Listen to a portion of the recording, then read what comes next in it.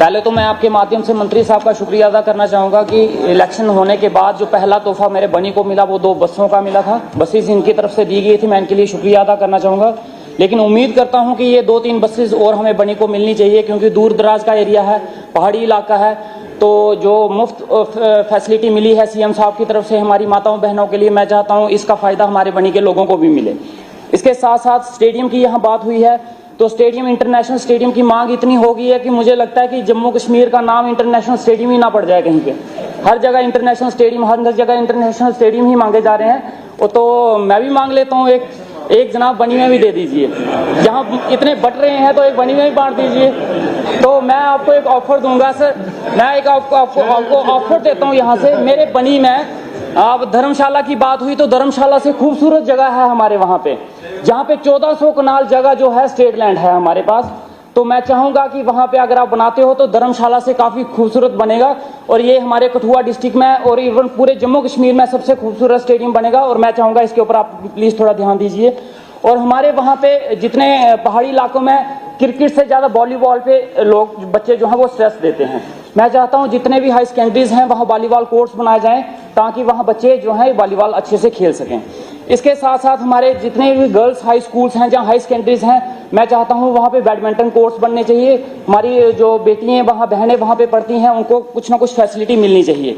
Food and supply की बात यहाँ पे आई है। हमारे वहाँ पे काफ़ी टाइम से जो राशन डिपो हैं वो नए खुले नहीं हैं, और हमारे कुछ एरियाज ऐसे हैं जो पहाड़ी इलाके हैं जहाँ पे आज तक रोड, गाड़ी की फैसिलिटी पहुंची नहीं है, रोड की फैसिलिटी नहीं है। तो 5-5, 6-6 घंटे पैदल वन साइडेड होकर चल के जाना पड़ता है, फिर जाके राशन लाना पड़ता है। और कई फैमिलीज ऐसी हैं जो राशन लेने जाती नहीं है, इस वजह से कि 4 घंटे पैदल चल के कौन वहाँ पे जाए। तो ऐसे एरियाज हैं जहाँ हमारे खद्दर कलोड़ है, ये लास्ट बाउंड्री है, इसके बाद हिमाचल शुरू हो जाता है। ये हिमाचल के साथ लगा हुआ इलाका है जहाँ पे रोड की फैसिलिटी नहीं है। मैं चाहता हूँ यहाँ पे राशन का एक डिपो खुलना चाहिए। बांजल जो बहुत बड़ा एक स्थान है जहाँ जोड़े माता का स्थान है, वहाँ पे भी रोड की फैसिलिटी नहीं है, और इन लोगों को भी 4-4 घंटे पैदल चल के आना पड़ता है। मैं चाहता हूँ एक राशन का डिपो वहाँ खुलना चाहिए। पड़ेतर और जुनाना, ये भी एक ऐसे एरिया हैं जहाँ पे 4-4 घंटे पैदल चल के जाना पड़ता है। पड़ेतर और जुनाना, ये भी एक ऐसे एरिया हैं जहाँ पे 4-4 घंटे पैदल चल के जाना पड़ता है। मैं चाहता हूँ यहाँ पे जो है ये राशन के स्टोर खुलने चाहिए। और मंत्री साहब के नॉलेज में एक चीज लाना चाहूंगा, और सीएम साहब के नॉलेज में भी लाना चाहूंगा। जनाब, बर्फ हमारे भी पड़ती है और उसका रंग भी सफेद है, बहुत खूबसूरत है। जैसे श्रीनगर में है वैसे ही यहाँ पे है। मैं चाहता हूँ कि स्नो फेस्टिवल जो है हमारे बनी में भी करवाए जाएं, हमारे सरथल में भी ये स्नो फेस्टिवल होने चाहिए, तो ताकि सभी लोग वहाँ पे ये देखने आए। आज तक श्रीनगर की बर्फ बिकी, लेकिन बनी की बर्फ नहीं बिकी। बनी की बर्फ बेकार चलेगी, और मुझे उम्मीद है जो आज तक नहीं हुआ वो अब होगा। और मैं उम्मीद रखता हूं कि हमारे सरथल में, लोहाई मलार में स्नो फेस्टिवल जैसे प्रोग्राम्स जो है करवाए जाएंगे। और हमारे पूरे जम्मू कश्मीर में, इवन जम्मू की बात करूंगा, फर्स्ट विंटर फेस्टिवल अगर कहीं लगा तो वो मेरे बनी में लगा था। इसके लिए मैं शुक्रिया अदा करना चाहूंगा, और आगे भी मैं चाहूंगा कि बनी को इसी तरह से इंपॉर्टेंस दी जाए। इसके साथ साथ राशन कार्ड की यहाँ पे बात हुई, ये सभी ने कंसर्न दिखाया है, और ये बहुत इंपॉर्टेंट इशू है।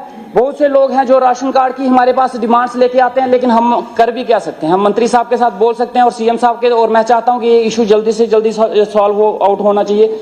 और सर, हमारे एक यहाँ पे ब्लाइंड क्रिकेट एसोसिएशन है हमारे जम्मू में, जहाँ पे जितने भी प्लेयर्स हैं वो सारे ब्लाइंड्स हैं। उन्होंने आज तक 7 नेशनल्स खेले हैं, लेकिन उनको आज तक सरकार की तरफ से कोई फैसिलिटी नहीं मिली, और वो लोग अपने खर्चे पे, अपने पैसे पे नेशनल्स खेलने जाते हैं। मैं चाहता हूं उनको किसी काउंसिल के साथ एफिलेट किया जाए, जैसे कर्नाटका, केरला, उड़ीसा, हरियाणा में उनको एफिलेट किया जाता है, इनको भी किया जाए, ताकि इनको कोई ना कोई फैसिलिटी मिले।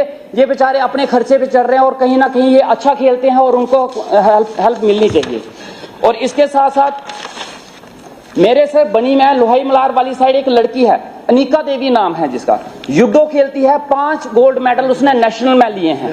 2 बार उसका इंटरनेशनल उसको खेलने का मौका मिला, लेकिन नहीं जा पाई। किस वजह से? कि पैसों की दिक्कत की वजह से। इस बार फिर से उसका नाम आया है।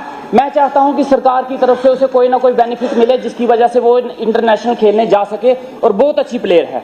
इसके साथ साथ हमारी पहाड़ी इलाकों में रेसलिंग का बहुत बच्चों को शौक है, और वो दंगल में रेसलिंग के लिए जाते हैं, लेकिन वहां पे कोई अखाड़े नहीं है, कोई प्रोफेशनल वो वैसा कुछ नहीं है कि उनको कोचिंग दी जाए।